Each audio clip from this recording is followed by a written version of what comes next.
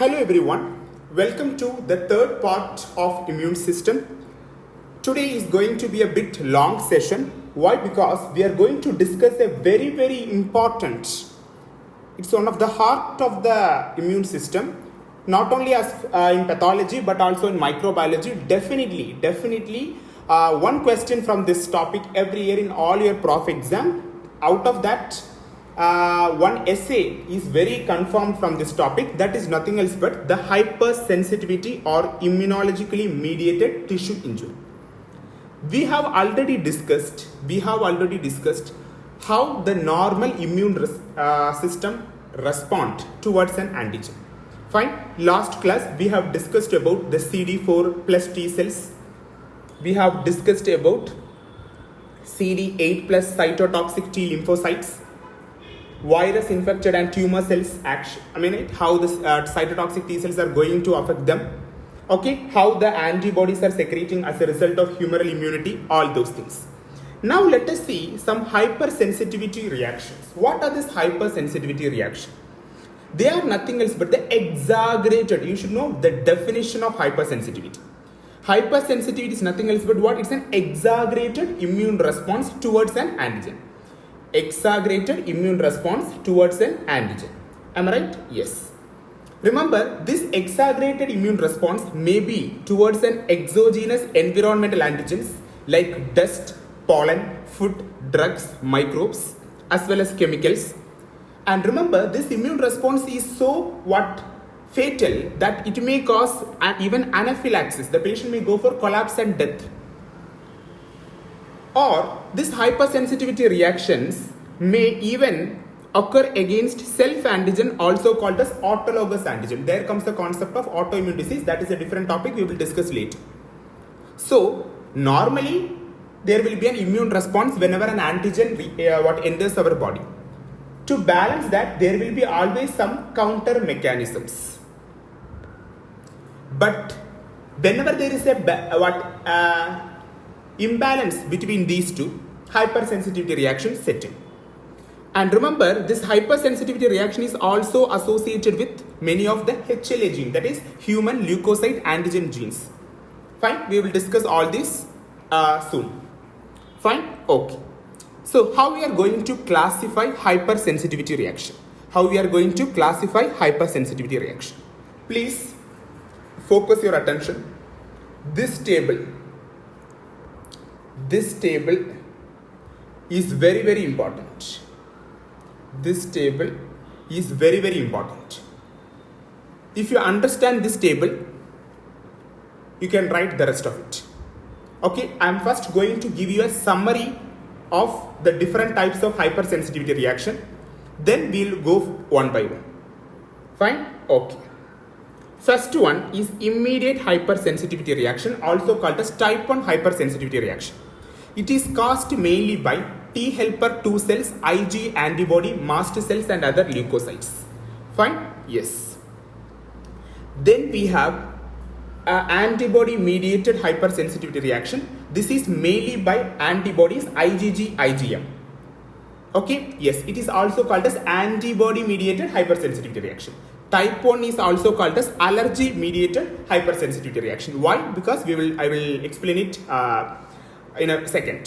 Fine? Yes. Then the type 3 hypersensitivity reaction is also called as immune complex mediated. Some immune complexes will be formed. This will be deposited somewhere which will trigger inflammation. And type 4 is nothing else but cell mediated or type 4 hypersensitivity reaction. Okay, it is mainly by the cytotoxic T lymphocytes. So each has one characteristic one hallmark feature. One keyword will be there in each hypersensitive reaction. If you understand that, rest everything you can write by your own. Fine. So actually, what is type 1 hypersensitivity reaction? I am going to a garden. I am taking a flower which has pollen. This pollen may be already allergic to me, but I am not aware of that. What this type of hypersensitivity reaction? This is type 1, allergy mediated hypersensitivity reaction. Some of you are having dust allergy, pollen allergy. Am I right? Some of you may be even allergic to some kind of food. All these are mediated by type 1 hypersensitive reaction. The best example is atopic. What do you mean by atopic? Atopic means the word atopic means already we are sensitized to that of antigen. So when we are exposed to that antigen again, the inflammation or the hypersensitivity reaction will set in. And anaphylaxis. So here an IgE antibody will be produced which will further release some other vasoactive amines, fine, from mast cell. Inflammatory cells will be recruited which cause vascular dilation, edema, smooth muscle contraction and inflammation. This is type 1. Type 2. This I have an antigen. This antigen will trigger the production of some antibody. Here it is IgE in type 1, whereas type 2 we have IgG and IgM. So some antigen. We will see what all antigens will cause type 2 hypersensitivity reaction very soon, don't worry. So some antigen has entered inside the body. Because of that IgG, IgM antibody binds. This antibody will bind with that of the antigen. It will cause phagocytosis and lysis of the target cells. Leukocytes will be recruited. So finally what will be happening? There will be some functional derangement. Very important point in type 2 hypersensitive reaction because of the antigen antibody interaction. It is just an interaction, no tissue injury. Very important. There is no tissue injury in type 2 hypersensitivity. It's just a talking. Okay, the antigen will come and it will talk. They will have some fight. Then they will the phagocytosis will happen. Things ends there. Okay, this is type 2 hypersensitive reaction. Examples are autoimmune hemolytic anemia and Goodpasture syndrome. We will see. Type 3 hypersensitivity reaction. Type 3 hypersensitivity reaction, we have some antigen antibody complexes. In type 3 hypersensitivity reaction, what we are having? Some antigen antibody complexes. So here we have an antigen and antibody, both will join. In type 2 it is just an interaction, whereas in type 3 both will join together. It will set complement activation. Complement, classical alternate pathway. Yes, the complement will be activated. Finally, it will cause us necrotizing vasculitis or it may cause us tissue injury. Example, SLE, systemic lupus erythematosus, serum sickness, Arthus reaction. These are the various examples. Examples no other way, you have to by heart. Type 4. Because of this antigen, if the T lymphocyte is activated, till so far we have studied only about antigen antibody. Suppose if the T lymphocyte is activated, which causes what? The CD8 cytotoxic T cells will come into action and they will finally kill everything, which finally result in granuloma formation. Granuloma formation, cell destruction. So, okay, examples are contact dermatitis, multiple sclerosis, type 1 diabetes mellitus. Remember, type 1 diabetes mellitus is an example of type 4 hypersensitivity reaction, whereas type 2 diabetes mellitus is an example of type 3 hypersensitivity reaction. Okay, this is a very frequently asked question. Please take a note of this. Rest all we will come one by one. Now please see this graph. Now we are going to discuss about type 1 hypersensitivity reaction. I have told you, okay, See, we are going to discuss about the type 1 hypersensitivity reaction. As far as type 1 hypersensitivity reaction is concerned, you have to remember some of the key points. Remember, type 1 hypersensitivity reaction is a standard essay question for your prof exam. Fine? Okay. So, in type 1 hypersensitivity reaction, this reaction will occur only when already the patient is sensitized to an antigen. It is a rapid immunological reaction which occur in a previously sensitized individual. Okay, for example, I know that I have allergy to dust. Suppose if I am exposed to the dust again, then type 1 hypersensitivity reaction will come into action. These type 1 hypersensitivity reactions are also called allergy because the antigens which produce these reactions are called as allergens. Remember, it is a local reaction, but sometimes it may go for life-threatening condition like anaphylaxis, which will cause the death. Okay, yes. So, these allergens may be a bee sting, a peanut allergies. So, what will happen? Suddenly, the patient will develop erythema, vasodilatation, edema, flushing, and finally, the patient may enter into a stage of shock. Fine? Yes.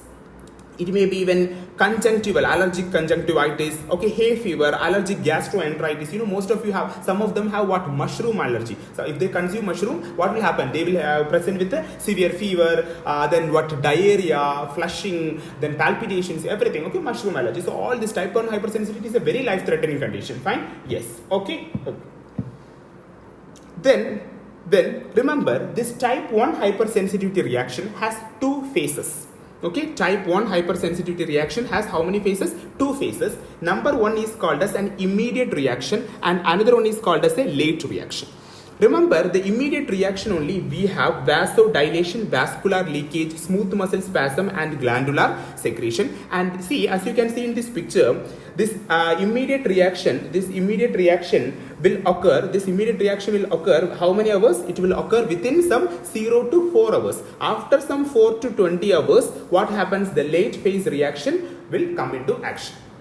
And you can see here the immediate reaction, there will be vasodilation, congestion and edema. Whereas the late phase, in the second phase, the late phase reaction, I told that it may occur between some 2 to 24 hours or some 4 to 24 hours.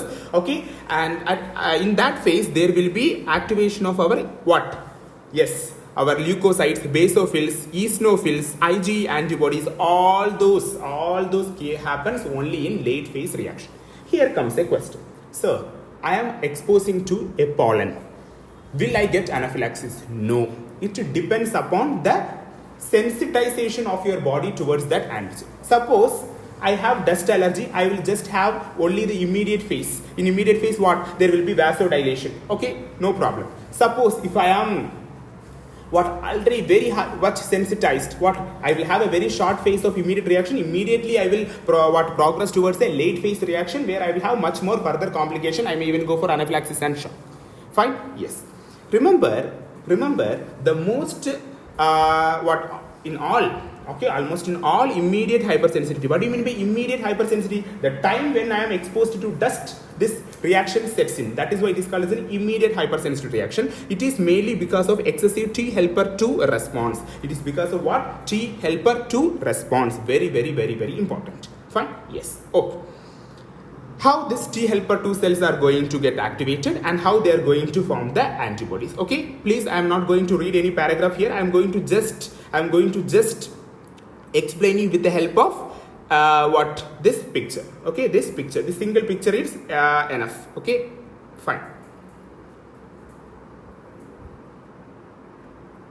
Okay, now let us see what is happening. So I am telling first the T helper 2 cells is there. No, this T helper 2 cells, it will present antigen to the CD4 helper 2 cells. So these are important terminology. T helper 2 cells, CD4 helper 2 cells. Fine. Yes. And remember how this and all happening because of the activation of an interleukin called as interleukin 4. Remember, interleukin 4 is an important, it is the most hallmark indicator or hallmark cytokine which is involved in type 1 hypersensitivity reactions. Okay, yes. Suppose that I told no, what is that? Sensitization is very important. Suppose the patient is already sensitized towards the antigen, what will happen? Interleukin 4 will be immediately released, T helper 2 cells will be activated, it will present the antigen to the CD4 helper T cells. See. We have an allergen or a pollen. This will be detected by the dendritic cells. They are antigen presenting cell. They will present to naive T cells. Then the naive T cells will transform themselves into T helper 2 cells. There will be IgE class switching. What do you mean by IgE class switching? That means initially the B lymphocytes will be producing IgG or IgM. Whenever the body, the B lymphocytes came to know that, oh, the allergen, it is the allergen which has entered into our body. So I have to change my form. So initially it will be producing IgG or IgM. Immediately it will change its character. Immediately it will start producing IgE. Okay. So this IgE secreting plasma cells will come. And remember, this IgE will bind to some characteristic receptor. These receptors are very important. They are nothing else but called as Fc epsilon R1. Okay, FZER1 we say, actually that E is nothing else but epsilon. Okay, FZER1 receptors. Okay, and whenever a body is further exposed to that of allergen, so that is why I told no, it is not must that all patient should go for an anaphylaxis or shock. Suppose I am exposed to dust, fine, these reactions will happen. then also I am again exposed to dust, what will happen? This reaction will further progress, okay, and this will cause activation of mast cells, and these mediators are nothing else but number 1 we call it as vasoactive amines, and number 2 called as cytokines. Remember, the vasoactive amines, they will released within minutes after exposure to allergen, that is responsible for causing smooth muscle cell contraction, vasodilatation and edema, whereas the late phase reaction which occurs 2 to 24 hours after the exposure of allergen is mainly mediated by cytokines. In cytokines only, in the late phase reactions only, what will happen? Yes, in the late phase reactions only, what will happen? These steps will happen, okay? These steps, production of FCER1, all these are late phase reactions. Late phase reactions, okay? Late phase reactions, okay. So I have told you about that. So remember interleukin 4 and T helper 2 cells and CD4 T cells, okay. Then I told you that what? Here comes the role of mast cells. Okay, I am telling a little bit about the mast cells. What are mast cells? They are bone marrow derived cells. Okay, and remember they are widely distributed into the tissues. And what are the areas where the blood, the mast cells are more, predominantly found? They are found in small blood vessels and in subepithelial tissue. And remember, these mast cells have lot of granules. The mast cells have lot of membrane-bound granules, and they contain acidic proteoglycan which bind basic dyes such as toluidine blue. Yes, this was this year's INI-CET question. INI-CET 2022 question. What is the stain? Stain for mast cells. Stain for mast cells. The stain for mast cells is nothing else but what we call it as toluidine blue. What is that? Toluidine blue. Fine? Yes. So I told you the mast cells are there, and this mast cells, see IgE will bind with the FCER1 receptors which are present in these mast cells. Then we have something what we call as anaphylatoxins. I have already discussed C5a and C3a are called as anaphylatoxins because they elicit reaction which mimic anaphylatoxins. Remember, basophils, they are also similar to mast cells. They will also what causes these all reactions.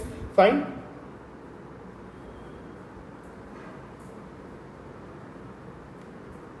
Okay.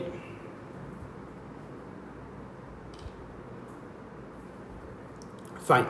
Okay, basophils are similar to that of the mast cells. Then, so actually, what is the word mast? The mast in Germany, it refers to the fattening of animals. Okay, yes, because they believe that the granules which are present in these animals, which they have high fat content. That is the reason why they are called as mast cells. Fine. So remember, basophils are also having the same functions that of the mast cell. So the immediate hypersensitivity reaction occurs when so I am already having sensitization. Only that word is very, very important. Prior sensitization towards the antigen is a prerequisite for type 1 hypersensitivity reaction, because already suppose now I am exposing to dust.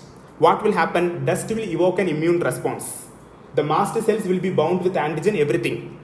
After 2 years, again I am exposing to the dust again. Already I am earlier sensitized. So what will happen? The rest of the reaction will come. That is what? The Ig will bind to the FCER1 receptor. It will further produce Ig antibodies. These Ig antibodies will be responsible for the clinical features of type 1 hypersensitivity reaction. So the word is very, very important. What is that? Prior sensitization. Prior sensitization. Prior sensitization. Okay? Very important. Prior sensitization, it is a key feature. Okay, prior sensitization is a key, it's a very, what to say, prior sensitization is a very, it's a prerequisite for type 1 hypersensitivity reaction. Okay, it's a prerequisite for type 1 hypersensitivity reaction. Remember the name of the receptor. Okay, remember the name of the receptor, that is FCER1 receptor. What is that receptor called as? FCER1 receptors. Okay, yes.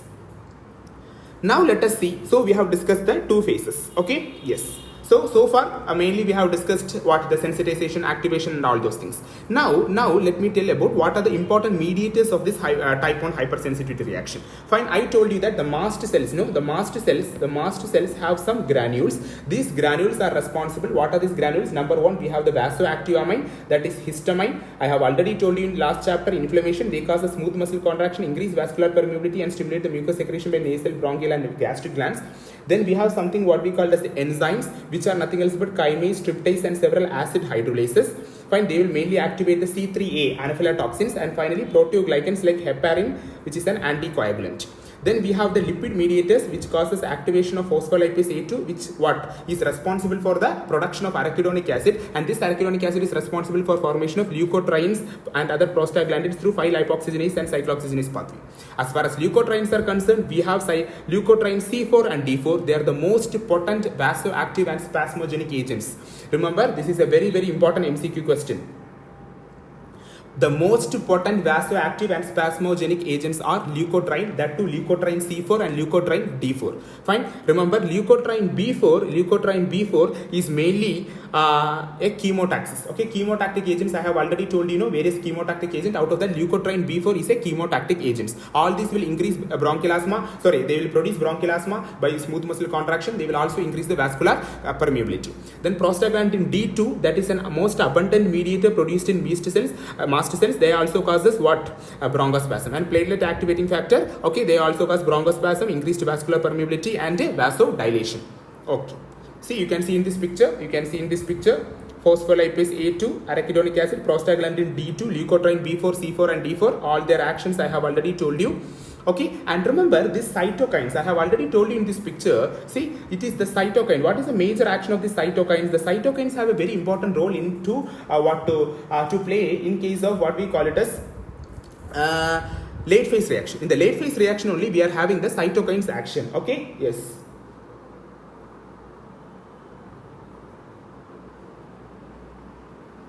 Fine. So cytokines. Fine. I told you the important roles of cytokines are in the late phase reaction. Okay, in the late phase reaction. What is going to happen in the late phase reaction?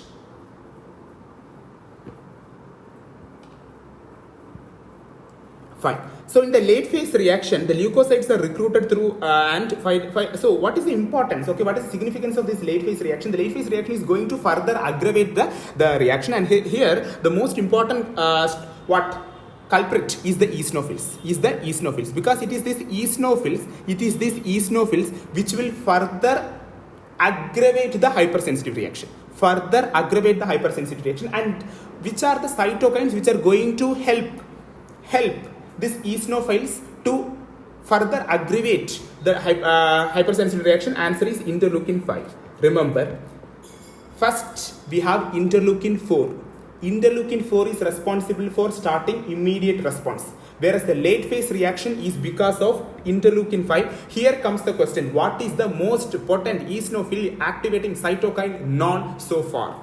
The answer is interleukin 5. This is one of the very common mistake that students will commit during solving MCQ question. In the option interleukin 4 will be there. Remember, interleukin 4 is not an eosinophil. It also stimulates eosinophil. But the most potent cytokine which stimulates the eosinophil activation is nothing else but called as interleukin 5.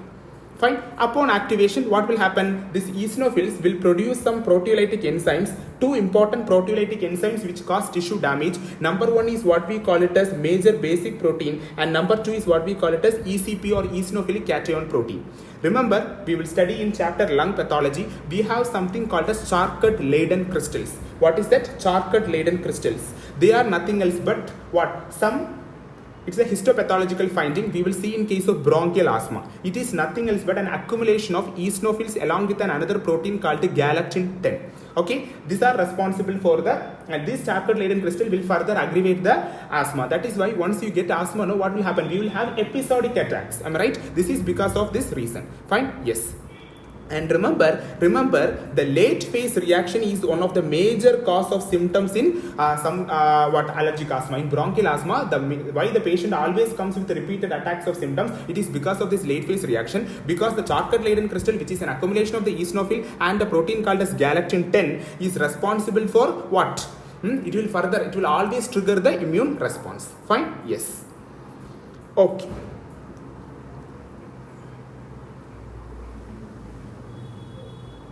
Next, let us see What do you mean? I told you, the susceptibility to immediate hypersensitivity reaction is genetically determined. That means we should be already sensitized to that antigen. That is what we call it as atopy.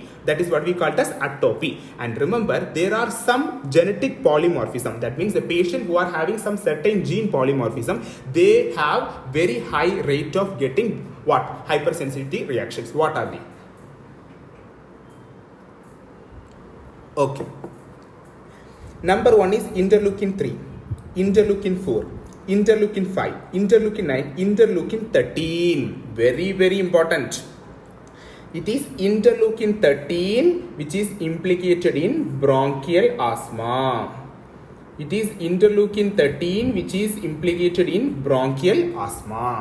Fine. I hope this is clear for you. It is interleukin 13. Okay. Then we have a lot of environmental factors. So suppose I am not sensitized. If I am sensitized, we call it as atopic allergy. Suppose if I am not sensitized, that we call it as non-atopic allergy. Fine? Yes. What do you mean by hygiene hypothesis? For example, in developed countries, they are what? Hi-fi life. Am I right? Hi-fi life. Yes. So they won't get exposed to any unclean or untidy environment.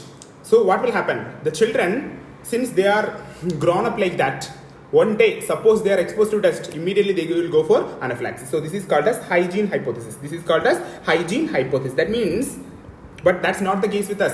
From our birth, developing countries like India, we are already exposed to a lot of allergens, everything. So we won't develop such hypersensitivity reactions immediately. Fine? Yes. What is anaphylaxis? Anaphylaxis is nothing else but it is the highest or the most exaggerated response of the type 1 hypersensitivity reaction. What is in anaphylaxis? In anaphylaxis, I will tell, there will be vascular shock. Okay? Widespread edema, difficulty in breathing. Because of laryngeal edema, the patient will die due to what? Difficulty in breathing. So in anaphylaxis, there will be fall in blood pressure, shock, and the patient will die because of laryngeal edema causing obstruction. In bronchial asthma, so all these are examples, children. This table is very, very important. All examples are equally important. One question in MCQ. In bronchial asthma, there will be airway obstruction because of smooth muscle hyperactivity. Fine. And allergic rhinitis, hay fever, there will be increased mucus secretion from the upper airway. Food allergy, there will be increased peristalsis. The patient will present with gastroenteritis and diarrhea due to contraction of intestinal muscles. Okay, we have sometimes even the patients know we are COVID vaccine. I'm right, Covishield, Covaxin. We have seen lot of cases reported that because their body is they're sensitized to these vaccines, foreign bodies. What will happen? They may immediately go for anaphylaxis and death. Okay, then penicillin allergy. We call it as Jarvis-Hershmer reaction. Okay, what is that called as? Jarvis-Hershmer reaction. This is actually nothing else but the penicillin allergy. You will learn in pharmacology. Then even peanuts, shellfish, bee venom, okay, bee sting, all those. Okay, and what will happen? There will be allergy. Okay, there will be skin erythema, itching. Finally, the patient may go for pulmonary bronchioles, respiratory distress. Further, laryngeal edema will be there, compromised breathing, then abdominal cramp, diarrhea. Finally, the patient will go for shock and death. Fine? Yes. So, finally, summarizing type 1 hypersensitivity reaction, they are also called as allergic reaction. We have two phases, immediate response and late response. Fine. Remember IgE, which attaches to the FcER1 receptors, causing activation of mast cells and mediators. Prostaglandins and leukotrienes, you know what are the various mediators, leukotriene B4, prostaglandin D2, all those. Fine, all these will cause us. And remember, the cytokines are responsible for the late phase reaction, that is responsible for the most of the symptoms in hypersensitivity reaction. And remember these examples: bronchial asthma, anaphylaxis, allergic rhinitis and sinusitis, that is hay fever, and food allergy. So these are the various examples of type 1 hypersensitivity reaction. Type 1 hypersensitivity reaction. Why I have discussed in detail? Because I am writing again. Type 1 hypersensitivity reaction is a VVIP essay in Path and Micro. Okay, thank you.